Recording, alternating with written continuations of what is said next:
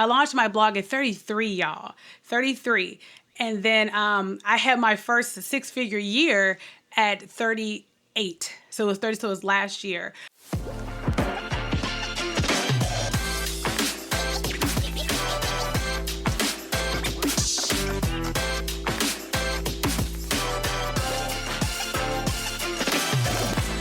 Hey guys, welcome back to the First Hustle Then Brunch podcast. I'm your host Jazzy, and today we have another episode about a way that you can make money online. Latasha Peterson is a globally recognized side hustle expert, blog business coach, wife, mother of four, speaker, and founder of Art and Budgets, LLC. She helps ambitious side hustlers and bloggers turn their content into multiple income streams. She's also turned her side hustle blog into a six-figure business that earns over $10,000 each month, and she has also been featured in CNBC, Black Enterprise, Business Insider, Bankrate, Plutus Foundation, LegalZoom, Smart Blogger, Tailwind, and so many other publications. If you've ever thought about starting a blog, definitely keep listening to this episode because we talk about everything from choosing your niche to creating content and even monetizing your new blog. Hey, Latasha, welcome to the podcast. Thank you so much for having me. How are you? I'm doing well. What about you? I'm doing pretty good. Very busy, but doing well. Yeah, you've definitely got your hands full. 4 babies over there. Yes. How old is your youngest? She is 3 months. Okay, yeah. I was going to say, I thought you just had a baby. I did. Yeah. Mine is 7 months, so I was Oh, right there in the trenches with you. Yeah. yeah. We were together in there. Yeah, that's amazing. Well, congratulations on the new baby. Thank you, and you too. Thank you. Thank you so much. Well, yeah. Do you want to go ahead and tell everyone a little bit about yourself and your business? Sure. Yeah. So I'm Latasha Peterson. I'm the founder and owner of Arts and Budgets LLC with my husband, which essentially is a blog and also a digital business where we help side hustlers turn their blogs and also their geniuses and content into, multiple income streams. I'm a side hustle expert and also currently a blogging coach, helping other bloggers, turn their blogs into profitable businesses as well. Yeah, that's awesome. Side hustles. That's what I love the most. So Me I'm so too. excited Yeah. to connect with somebody else who loves them just as much as me. Yes. What are some side hustles that you've tried before? Oh my God. So I feel like I've done a lot. So I've been a brand ambassador. I have done surveys. I've done focus groups. I've been a substitute teacher. I've been a virtual assistant, to name a few. Yeah. Yeah, same. It's like, okay, let's start going down the Yep. list. Dog Yep. walker, mystery shopper, surveys is Mystery, good. yes. Yeah. Yes, to Mystery see which shopping ones are the was best fun. ones. Yes, Yeah. yeah. I did that one too. Yeah. I think I was with Phil Agent or something like that, and Yeah, I a can't even few remember. other platforms too that were really, really pretty cool too as well. Yeah. Yeah. So what motivated you to start a blog? I was pregnant with my first child in 2016. And I was like, you know what? I was teaching at this point. I was teaching at a performing arts high school. And me and my husband decided that I would stay home and start a side hustle. And the side hustle that I had been looking into was blogging. I had seen other bloggers earning 10K, 20K a month. And I'm like, if they can do it, let me try to do it too. It's not going to hurt. My husband is taking care of everything else. Let me just dive in and just take advantage of this. And I started a personal finance blog because I've always had a love for side hustles. So I was like, I always love helping people find more side hustles. Why not start a blog about it? Yeah, that seems like a perfect fit. And that's kind of what I did too, actually. I came across Making Sense of Sense. I don't know if you're familiar with that blog. Yes, Michelle, the yeah. same. And she was making like 100K a month or something crazy. And I was like, Correct. what? You can do this with a Yep. blog? So let me go ahead and start my little blog over here. See? And yeah, I was pretty much reviewing side hustles. I Like, feel like all the like, time. yeah, I feel like way back in the day, people thought that blogs were just like these personal diaries almost. But Yep. They're and people so used to not. do that, but they're not, and that's not the way to be profitable. So can you talk about, I guess, how if someone's just starting out, they're interested in starting a blog, how can they lay a strong foundation for ensuring that they could be profitable in the future? I think like one of the first things is making sure that they're going into a niche that has a proven demand. People are searching for it on Google, but also a niche that they're passionate about if they want to write the content themselves in the beginning, because some bloggers start where they write the content, but then they hand it off to other writers too. So it's really, really going to vary depending on the person and what they want to do with the blog, but really focusing in on the content, creating high quality content that serves their target audience is key. And then looking for those ways to monetize the blog. Like, do they want to be more face front on social media? Do they want to sell a course, or do they want to be more on the behind the scenes, making passive income through ads and affiliate marketing? So it's Yeah. really, figuring out what angles they want to do. But either one, if it's, going the social media route, then that's being consistent, constantly posting, figuring out what their target audience wants, what is Instagram going to actually show in the in the feeds and things like that to send people to your courses and things like that and freebies, or is it more so passive income where you're trying to monetize your traffic? Yeah. There's so much we can talk about with monetization. I'll save that for a little bit later. But So many as far as side hustles, right? niches, I know. Yeah. Yeah, Within that one. right. As far as niches, what are some of the top niches that you're seeing right now as a blogger coach? Yeah, so some of the top ones have seen have been, well, currently recipes. So food blogging is always huge, right? Like we always need food. So that's a really highly Yeah. profitable niche, right? Another niche that's really profitable is fitness. So losing weight, how do we lose weight? How do I get in shape? I just had a baby, so I'm like, I need to go back and look at these blogs and see which bloggers are talking about how to lose weight or how to tone up while you're breastfeeding or something Yeah. like that. How to safely So like fitness is exercise postpartum. yes, yes. Yeah. So fitness is another profitable niche. Food blogging is a good one too. Also travel. If somebody travels around the world, they can document that, and those niches do very well. I just saw someone on Twitter who has a travel blog, and she's making with ads alone like 40K a month with just ads. Crazy. And she Yeah. does, That's awesome. it's crazy, right? And she Yeah. does a travel blog. So those are some of the ones that off the top of my head for sure. Personal finance blogs tend to do very well. It's a lot of people in that industry, but they tend to do well if you're super consistent. You have to constantly be creating content for Yeah. that. I was reading about another food blogger, and she said that she hasn't written a blog post in about almost 3 years, and she's still making six figures with the blog and hasn't even really touched it. So you see how it can be different Yeah, for the that's the niches. beauty of blogging, that long form content that lives forever on the internet and can be Forever. found with search. Can you explain Google SEO like at a high level for anyone that doesn't know? Yeah, so SEO is search engine optimization. Is basically how people find your content, right? It is the things that we may do for a blog post, like keyword research or internal linking, external linking, because we're trying to maximize our blog posts to actually be seen in Google. And it's one of the most important things I feel like bloggers should definitely focus on in the beginning that a lot of bloggers don't. When I first started my blog, I didn't focus on SEO. I Yeah. didn't know, I didn't know about SEO because like I feel like when we first were starting like to blog in like 2016, 2017, that's when I started.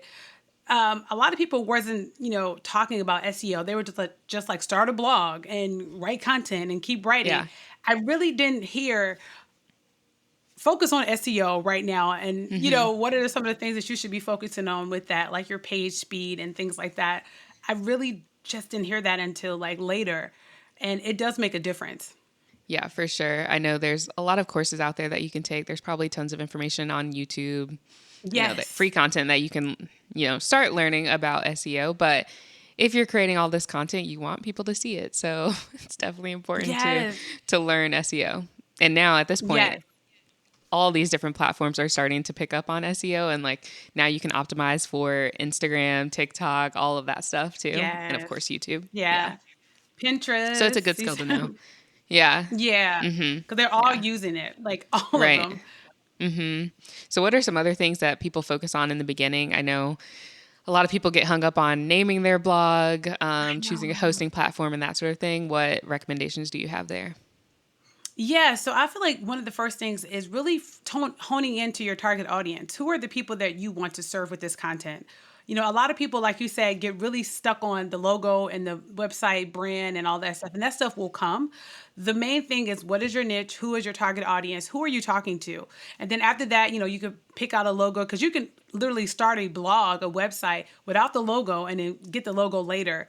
Yeah. But it's really about who do you want to talk to? What's your niche? Really honing into those blog posts, and then figuring out, okay, what do I want my logo to be? Do I want to be seen on this blog, or do I kind of want to be behind the scenes? I don't want my face to be shown. Really Hmm. honing into what you want to do as a blogger. Yeah. And along those lines with showing your face versus not, is that okay to do nowadays with your blog? Is it fine to be kind of faceless? Yeah, so I feel like if somebody wants to monetize like through ads and affiliate marketing, absolutely. Now, I Hmm. would say if they don't want to be totally like upfront with the blog, that's Hmm. totally fine. I had heard that Google likes when you have some type of presence, like on your about page or something, where it's like Yeah. showing your face to know that it's somebody. With the rise of AI coming out, Yeah. I've heard a lot everybody, about that. Yeah. right, right. So I would say if somebody doesn't want to show their face, I would at least try to show my like a picture on the about page. But I have seen a ton of successful bloggers do it without showing their face. But they Hmm. were monetizing with the traffic and like with ads and affiliate marketing. Yeah. Yeah. That makes sense. So you would need a lot of content in order to get A more lot of traffic. content. Your Yeah. whole like I feel like if you don't show your face, your whole job is to just write content. Yeah. So when it comes to content, then how can you start creating high quality blog posts? Oh, yeah. So that's a great question. I think one of the key things is making sure that you are writing for your audience, right? So you're including those things in there where it's not just like just putting anything together, but it's almost like the go-to guide. Because remember, we Mm. want to serve when we're writing these blog posts, right? So we want to have in our Yeah. mind, this is one of the go-to pieces that individuals can go to when they look at this, and they're going to leave feeling fulfilled. They're going to Yeah. leave feeling inspired. They're going to leave feeling like they got some answers, right? So I Hmm. think one of the biggest things about creating high quality content is you're adding in stats, you're adding in videos and tutorials and, lists and things like that to really help the person go from point A to point B. And when they leave your blog post, they should leave feeling like they got like what they came for and the Yeah. answers that they came for. Hmm.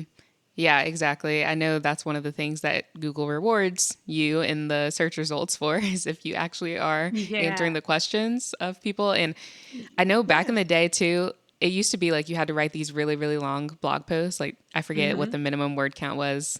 Is that still the case nowadays?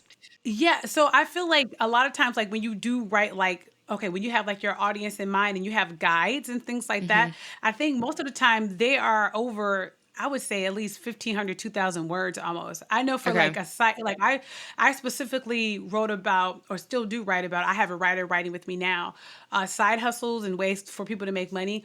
And the Hmm. blog posts are normally always over 2,000 words. Yeah, I was wondering, especially with the rise of short form video content and that sort of thing, if Yes. people are trying to kind of get that information more quickly and if that's translating over to the blog world too. Yeah. So I feel like the blog world is going to catch on to that too. I feel like Hmm. people are going to you're going to probably be seeing more and more videos as the years go on with the rise of AI and everything that's happening. The Yeah. blogging world is definitely changing. I am super interested into learning what it will look like in the next 3 years. Yeah. Yeah. It'll be really interesting to see. I know I read an article that was talking about AI and how Google might be suppressing those articles and search results if it's written completely with AI, which is reassuring for bloggers who are real people and want to be Right. successful blogging. So, yeah, I think that's huge. Yes, so huge. Yeah. So, you just mentioned that you had a writer. When would you recommend outsourcing to other writers? And what do you look for when you're searching for somebody to help you out with your content?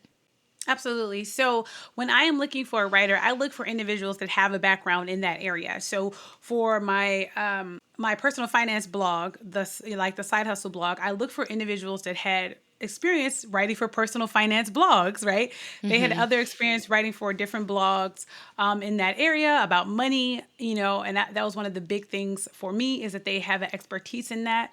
And then also someone that can also capture like kind of like the culture of my blog, right? And what we're about and things like that was really big for me. So when I look for a writer, I always ask for a sample writing, Mm-hmm. samples that they have, but then I also give them a test article to see how Oh, they wow. That's a write, good to idea. see if we right to see if we work good together, and it's a paid test article. I see if they follow instructions and things like that. Just little things like that can make or break, I feel like, somebody becoming someone's writer.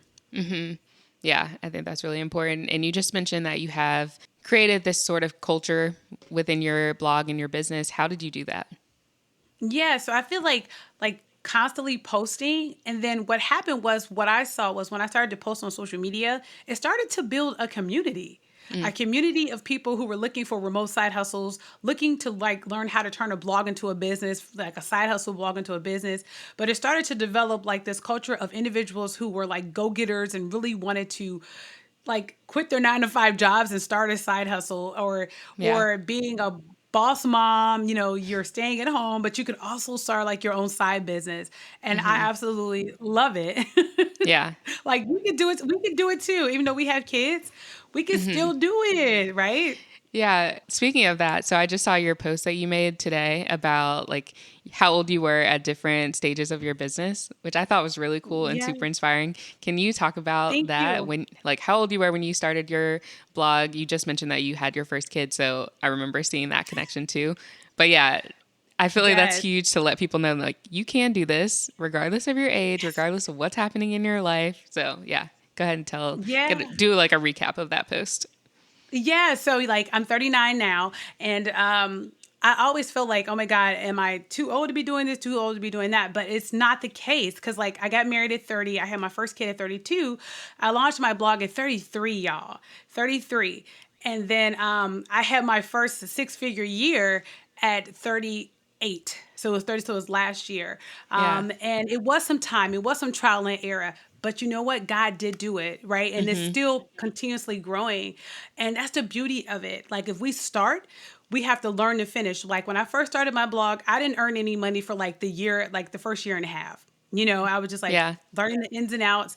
And then I finally got accepted into Mediavine, like the following year, at the end of that year. And then slowly but surely kept writing content, kept being consistent. If something didn't work, y'all, I tweaked it, went back, started studying more. What can I do differently? How can I change this? Do I need to write more content? Who should I be writing for? Like, should I be on Instagram? Should I take on TikTok? Whatever the case may be, just really studying and studying others that have done it and seeing what could be possible with that and really Yeah. honing into that.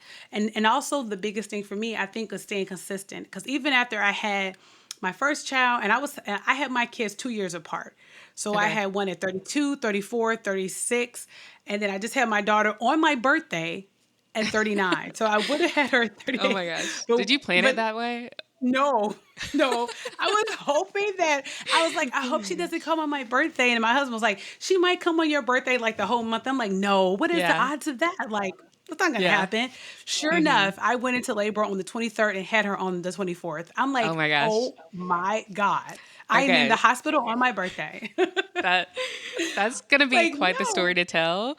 So my mom, her birthday's the day before mine, so she went into labor on her birthday, had me, and so I was pregnant, and I was like, oh my gosh, please don't let this baby come. First of all, she was due in February, and my birthday's in December, so I was like, she shouldn't come, that early, but I definitely do not want her to Right. come around my birthday. And then she came like 2.5 weeks later, 2 or 3 weeks later. So, Oh my God. oh, it's so close. Yeah, Like, oh my God. That's so close. And it's so funny that you yeah. say that because my mom's birthday is 2 days after mine. So mine is April Oh my gosh, 24th all of and y'all hers is April together. 26th. All together. Like your mom's birthday is close. And I Yeah, was just like, oh my God, this is just too much. Like now we have me and my daughter's birthday on the 24th forever. Okay. yeah. And I'm so big on birthdays. I like to do big things like, Mm-hmm. oh, it's my birthday. Let's do Now you this. got to Let's do share it. that. Yeah. Now I gotta share it. Oh my God. Hope you But enjoyed I'm those happy to 38 years share it. then. Right? I already had it for 30 years by myself. Kind of, sort of, because like the last one, I feel like I was in the hospital, so I didn't feel like Yeah. Yeah. but it's all right. That's so funny. Yeah, that's really cool. I love that because I do think so many people think, oh, is it too late to get started? I'll leave this to the younger kids, whatever. And yeah, go for It's it, not too late. regardless of your age. Go Yeah, for it. that's so important. So when you say that you were kind of looking at what was working, what wasn't working, what sorts of data and analytics were you looking at to figure that out? Perfect. Yes. I was looking at Google Analytics. I was looking at social media analytics and insights like Instagram. What posts did better?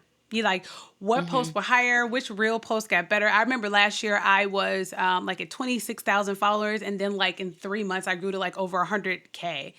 It was just Wow. like crazy. So I was like, okay, people like to hear about this topic or whatnot. They like this type of reels, and I feel like the reels kind of shifted a little bit. Now people are just doing more reels, like where people are just kind of like doing everyday life, and you just write something on the screen. But like Yeah. last year, I was like doing like the stuff like this. Like I was Pointing. Yeah. like pointing and doing a lot of that last year, and it blew up. I mean, it went really well. This year, little different trends. People are like typing on their computer and just Yeah. putting the words on the screen, right? And It's those are so doing interesting. really well. So Yeah. interesting how it switches. But I was definitely like looking at insights, seeing how the different posts perform. I also was doing a little mix of like Twitter posts at that point. Now I do more of, what is it, trends or something like that. That's out now. I do Oh, more of threads. those type Yeah. of posts. Yeah. Threats, yes. I do more of those type of posts now. Just really trying to stay on top of all of the platforms that you can see. I'm like had my brain There's a called it lot. something else. It's all good. Yeah, there's so many platforms out there. So how do you drive traffic and what's your main traffic source? Is it Google Yeah, so or Yeah, so Google and Pinterest. So Pinterest was okay. like my first traffic source, and I was getting about 40,000 page views from Pinterest, Oh wow. and almost up to like 60K from Pinterest by itself. And then I was like, okay, so let me like tap in with SEO, but currently it's SEO and Google. No, SEO and Pinterest. Okay. Yeah, Google that's and helpful. Pinterest are my first sources. Yeah. Yeah. So how do you create content for Pinterest? I know about pins, there's SEO on there, there's so many different Yeah. strategies. And a lot of that has changed too, because when I first was blogging, they were talking about all those little groups that you get in and you like Oh share my each God, other's yes. posts and all Yes. that. You don't do that anymore. So yeah, what's going on in the Pinterest SEO world? Oh my gosh. So Pinterest is like another beast right now. Like I feel like they changed so much. They currently want you to like I don't know how they think people are human doing this, but they literally like want you to create like maybe 3 to 5 new fresh Pinterest pins every single day for the different blog posts that you have. So if you have 100 blog posts, you're doing maybe 3 to 5 new fresh pins, creating those pins per day for 7 days a week.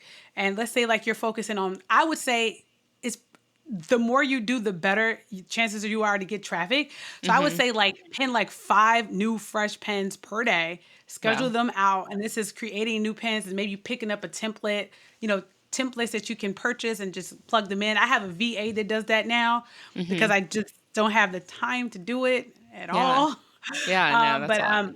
and I was looking at someone on Twitter, and he says that he literally sends out 20 pins per day, and he's getting about 800,000 page Oh views my a gosh. month So it's from working. Pinterest. Yeah. So it's working. I was like, oh my God, But that you're is right. so many new How is pins. a human, one person, supposed to do that? Like, they're really expecting you to be a full team or have some sort of AI Right. helping you out. Right. That is your job. Yeah, it's just a pen. So then, Yeah, if you're just supposed to depends. pen like up to 5 pens per day per article, you're only sharing like a couple of your articles a day. Is that Yeah. right? Instead Like of all of them, your article. obviously. Yeah. Do you Right, share right. like So your you're top spacing them ones? out. Yeah, top ones, and you're spacing them out. I would say space them out. So like if you have 100 blog posts, you do 5 new blog posts 7 days a week. and then you end back up, and then you'll end back up to blog post number one again. And then Okay, so also kind look of at those rotate them. Pinterest analytics. Yeah, so then look at the Pinterest analytics too, and see which posts, well, which pins are doing the best, and then go back and create more Pinterest pins for those article. Well, for that article that's doing amazing, create additional Pinterest pins for those articles in particular that Pinterest are highlighting and sending a lot of traffic to too. And Yeah. then pin those to your best performing boards. So looking, Okay. seeing all that would be inside of insights as well. It's like Okay. seeing what are your best boards, what are your best performing pins, whatever those are, maximize on those and start creating a lot of Pinterest pin images for those and start pinning them to your best performing boards. Okay. Yeah. There's so much that goes into it. And so keywords are So much. still important on Pinterest. They are. Okay. Yeah, they are. So like keep like like as you may know, putting the keywords in the description and on your board titles and board descriptions, all that is still really relevant on Pinterest still. Okay. Have you used Tailwind?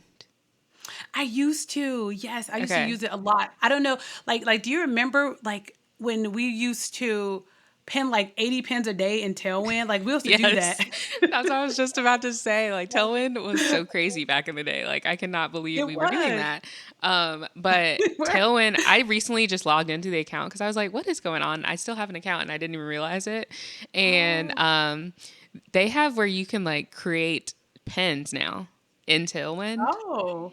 And I was like, wait, Wow. what? Like you click a button, you literally choose like the colors you want to use and maybe a couple of pictures, and it just creates the pin, like the Oh, actual template for you. oh, And all like you have to AI do or is, something. yeah, all you have to do is add the link to your blog post in there, add a description that they can rotate in through those. But yeah, you can do like Oh. 20, 50 at a time, like however many you want to make.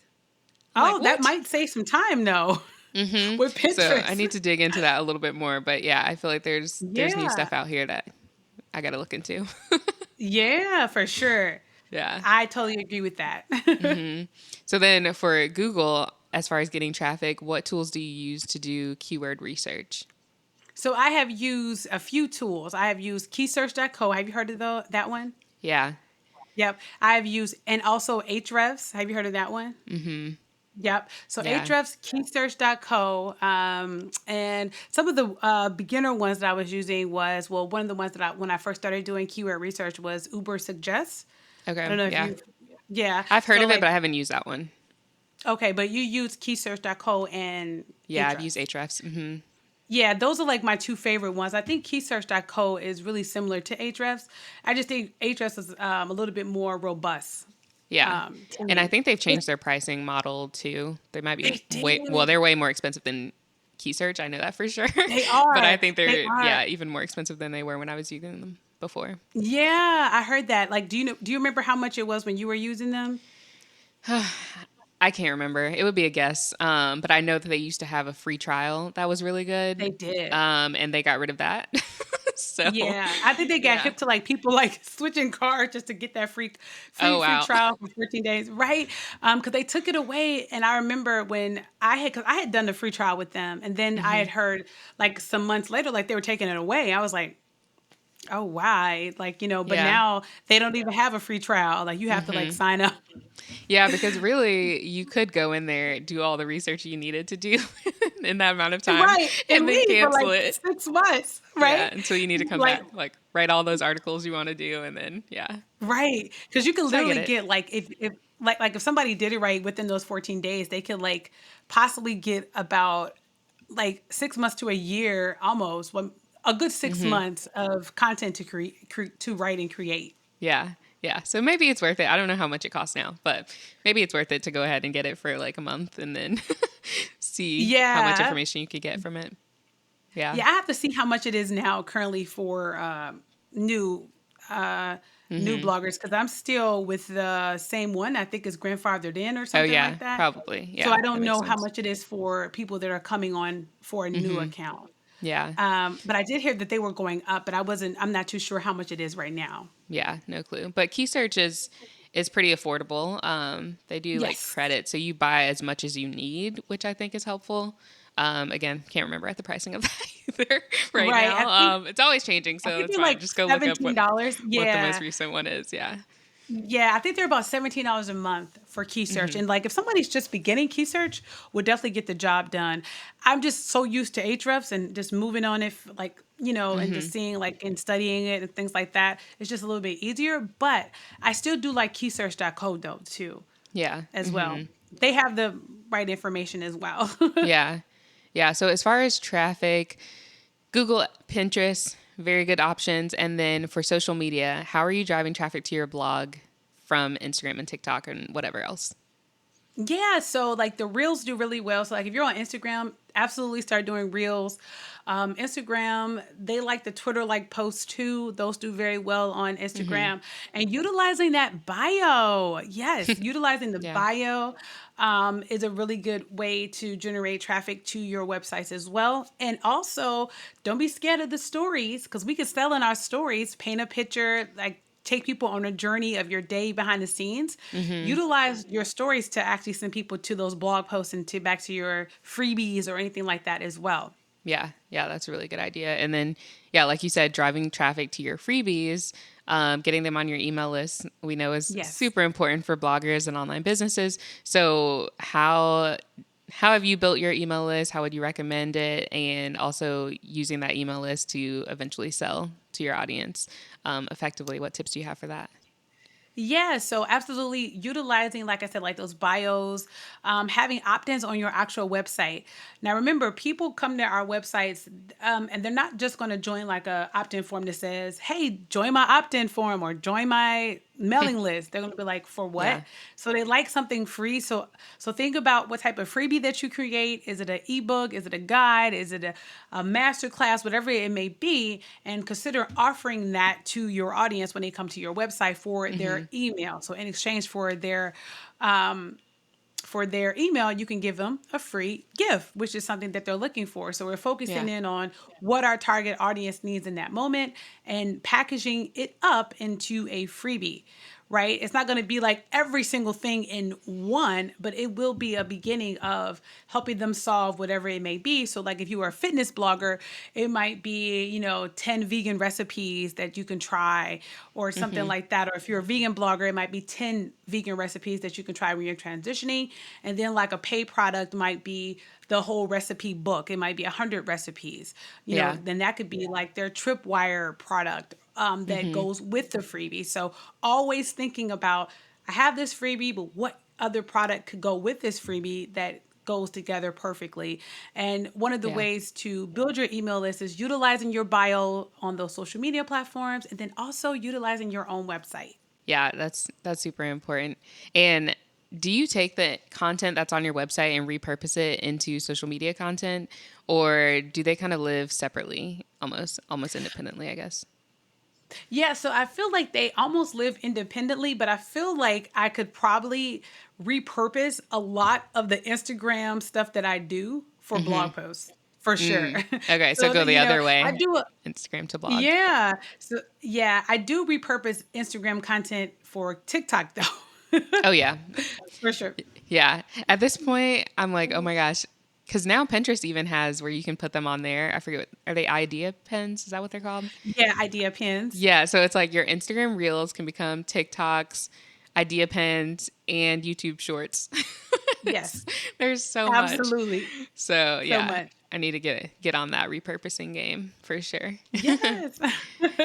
So like we just said, there's so much content that you're creating. How do you stay consistent? How do you manage your time? And how often should people even be publishing new blog posts?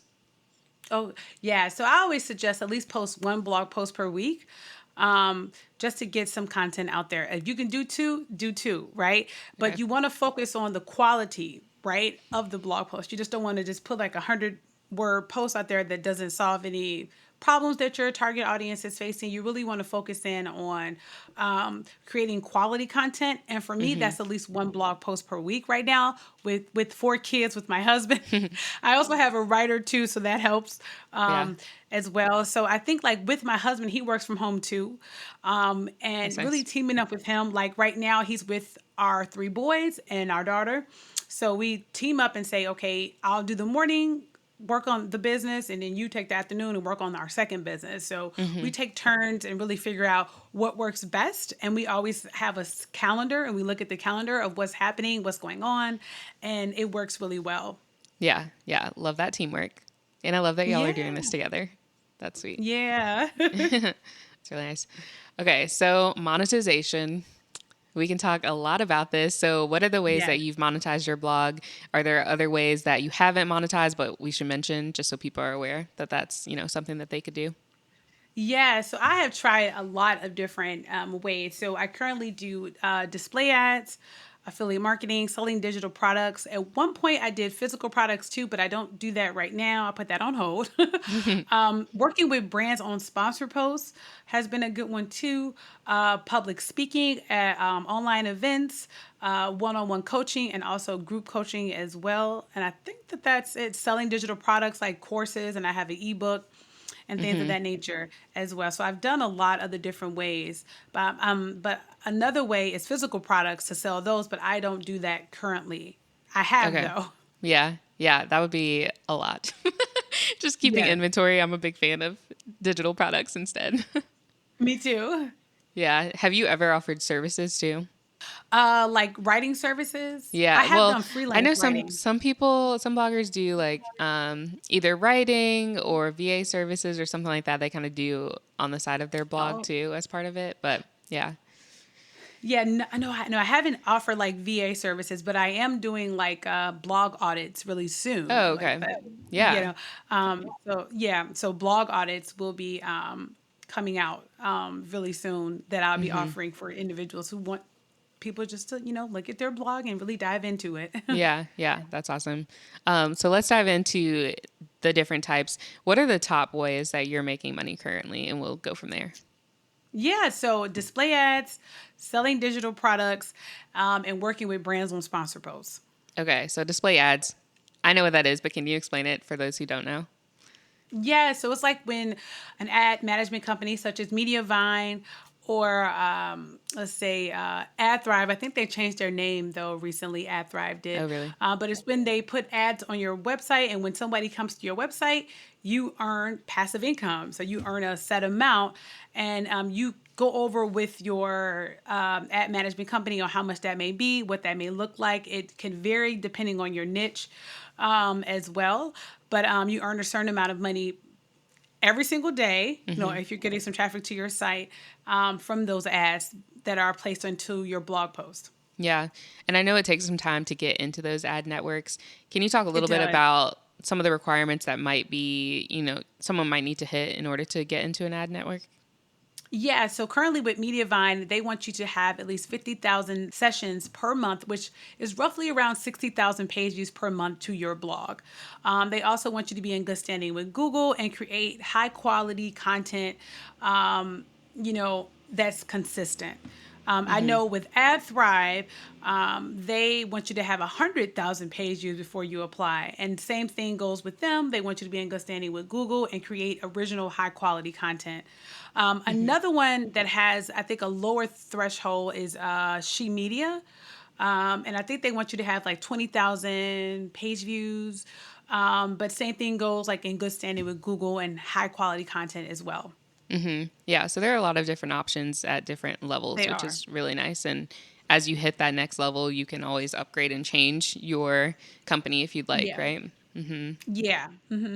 So you get like a contract with like one of them, and it may be look and see how long it is, and maybe I think it probably is a year or something like that. But even like each one has a different contract, so I would say look over the contract because most of them don't want you to sign in with another ad management company, but it might be for a certain amount of time. Yeah. And then as far as sponsorships, how do you go about landing those collaborations? Do you reach out and start pitching yourself, or have you gotten a lot of people reaching out to you? Oh yeah, so like last year and starting of this year, a lot of people reached out to me, and I would like review who they are, and if it was a good fit, then after we negotiate on how much to charge for all of this, right? That's a whole nother conversation. It's True. such a Yeah. big conversation. Then if it was a good fit, good fit for my audience, then we can negotiate a price on all of that. Another way that I have gotten brand sponsorships have been signing up for websites such as Clever and Find Your Influence, right? And Okay. finding out like and reading like the new sponsorships that they have on their sites and applying for them. So brands have reached out to me, and then the other way was actually joining like a platform like Clever and looking through what they have, and then applying for some of those some of those campaigns that fit my niche. Yeah. Yeah. I was going to say, can you give an example of what that sponsorship and campaign might look like? Yes, if you go to like something like Clever and you sign up for their platform, then they might have it where they only push out to you like campaigns that fit like your background, your niche background, and things like that.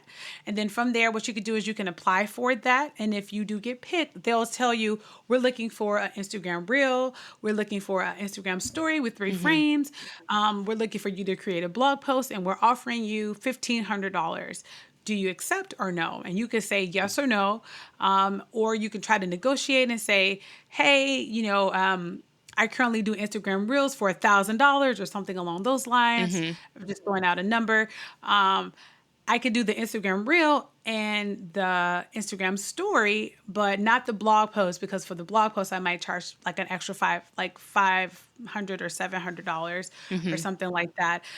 So you can like either negotiate with them, or you could say, this sounds great. I can do the Instagram story, the Instagram Reel, and the blog post for $1,500.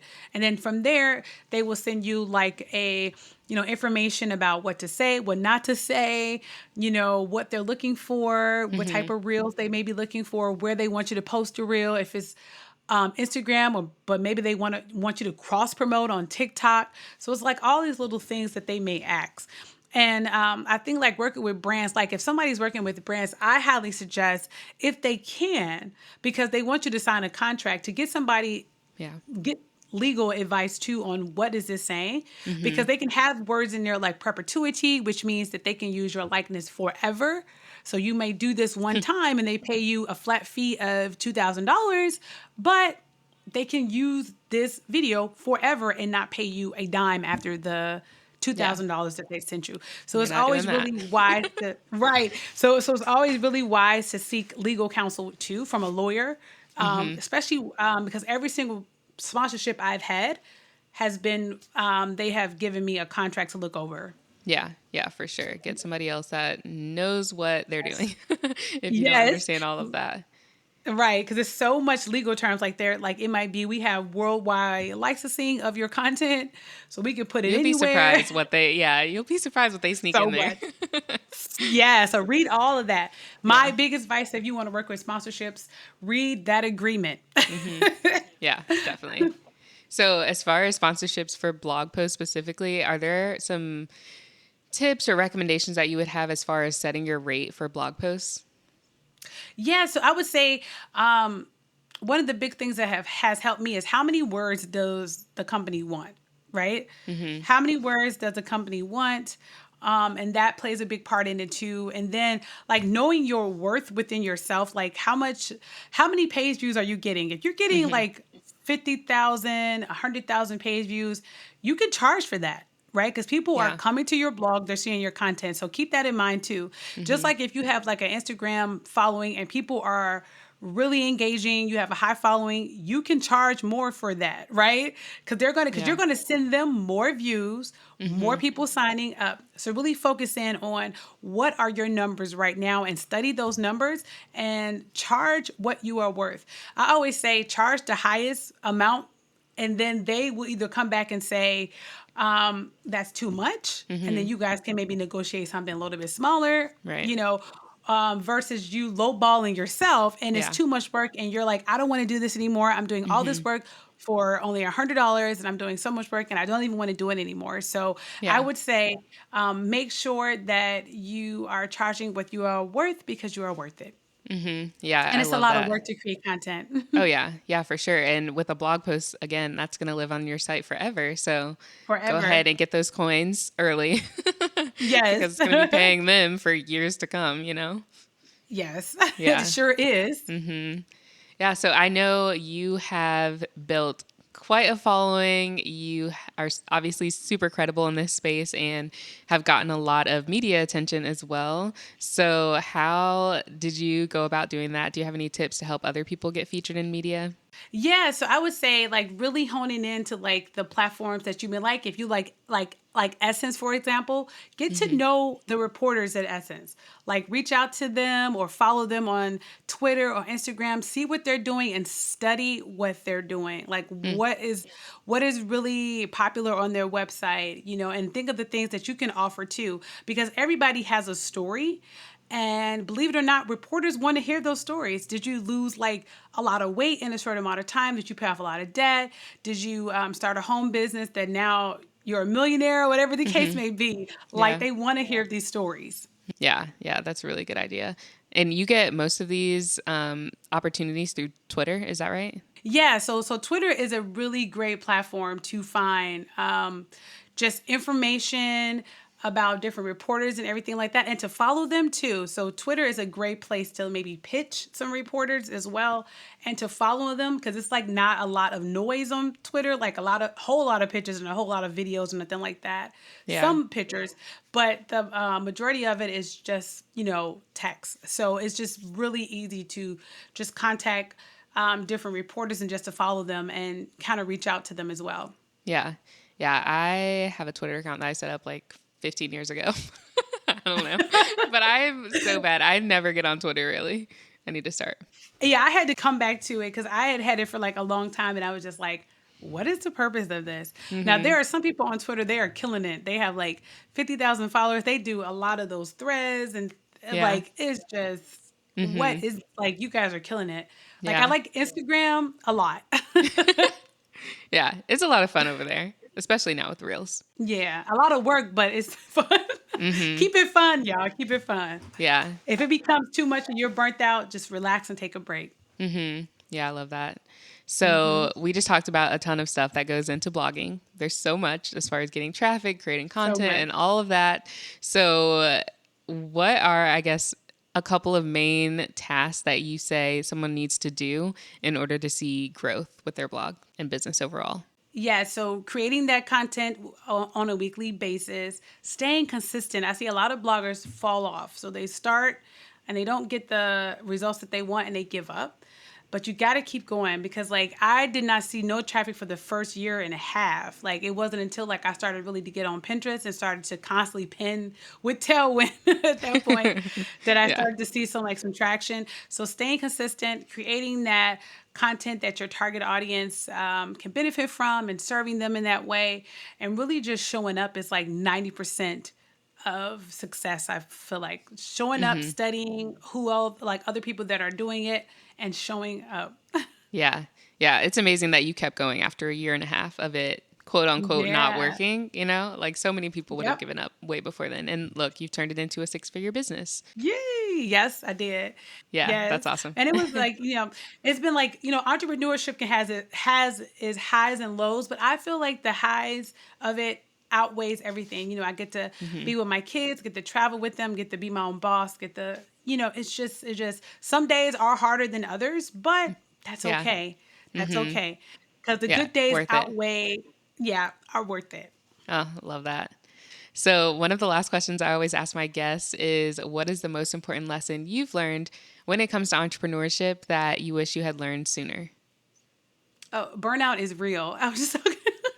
Oh, Like man. I have like I'm the type that likes to work and work and work and not give myself a break. But y'all, take rest. Burnout is real. It will be there. Okay. Yeah. Spend time with your kids. Turn the phones off. Whatever you can do, try to do that. Give yourself a day off. Go get some ice cream. Go get a massage. Whatever that looks like for you, do it because you're Yeah. worth it. Yeah. It doesn't help anybody if you burn yourself out and then you're no longer serving your people, in your community as well as your family too. So, yeah, that's a good one. Absolutely. Yeah. Well, thank you so much. This has been really wonderful. You want to go ahead and tell Thank everyone you. where they can connect with you online? Yeah, so you can reach me at my website at latashapeterson.com. You can also find me on Instagram and Facebook at I am latashapeterson.com. And you can also find me at Twitter, and that one is I am LA Peterson, I believe. Yeah, it'll all be in the show notes, so you can Yes. find her on all the Thank platforms. you. Yes. Thank you so much. Thanks for tuning in to the First Hustle Then Brunch podcast. If you enjoyed this episode or learned something new, I'd love if you subscribed and left us a review. Another way to support the podcast is to take a screenshot of this episode and share it on your Instagram story. Tag me at First Hustle Then Brunch so I can repost it. Thank you so much for supporting the show, and I'll see you in the next episode.